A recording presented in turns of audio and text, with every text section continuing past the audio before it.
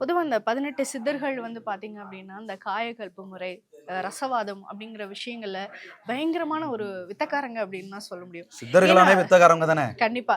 இந்த மாதிரியான வித்தைகள்லாம் வந்து இந்த நடைமுறை காலத்துல சாத்தியமே கிடையாது. ஆனா அந்த காலத்துல மண்ணையும் பொன்னாக்கக்கூடிய சக்தி வந்து அவங்களுக்கு தான் இருந்தது.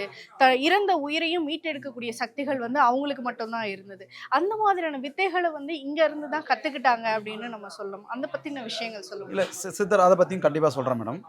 இதுல வந்து பார்த்தீங்கன்னா, சித்தர்கள் அன்னைய காலகட்டத்துல என்ன நம்மளுக்கு குடுத்தாங்களோ, அத தான் இன்னைக்கு காலகட்டத்துல நம்ம நவீனமா வந்து ஒரு சில விஷயத்த பயன்படுத்திட்டு வரோம்.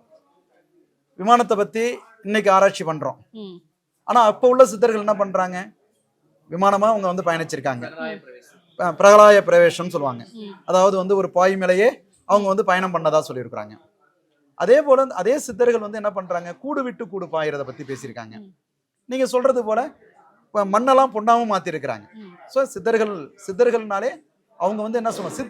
சித்தர்னாலே சித்து வேலையில சிறந்தவங்க அப்படிங்கிறதையும் சொல்லலாம். அது நல்ல சித்தம் இருக்கு, கெட்ட கெட்ட சித்தர். சித்து. நல்லதுக்கும் பயன்படுத்தலாம், கெட்டதுக்கும் பயன்படுத்தலாங்கிறது இருக்கு. ஆனா நல்லதுக்கு பயன்படுத்துறதுக்கு மட்டுமாகவே அவங்க நம்மளுக்காக அதை வந்து அந்த சூட்சமெல்லாம் கொடுத்துருக்காங்க.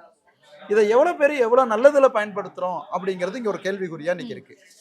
சித்தர்களுடைய பேரை கொண்டு இந்த காயகல்பம் இந்த மாதிரிலாம் சொல்றோம் இல்லையா, இதை வந்து தவறான முறையில பயன்படுத்துறாங்க. இன்னைக்கு உண்மையான ஆட்கள் இருக்கிறாங்களான்னு கேட்டாலும் அந்த இடத்துல ஒரு கேள்வி மார்க்கு இருக்கு. இருக்குது. அடுத்தது வந்து பார்த்தீங்கன்னா, இந்த கொல்லிப்பாவை இவங்க வந்து பார்த்தீங்கன்னா, கொல்லிப்பாவைனா குழந்தைன்னு சொல்றோம். ம். அதே நேரத்துல இவங்க வந்து மனோன்மணி ம். மனோன்மணி அப்படிங்கிறதையும் சொல்றோம்.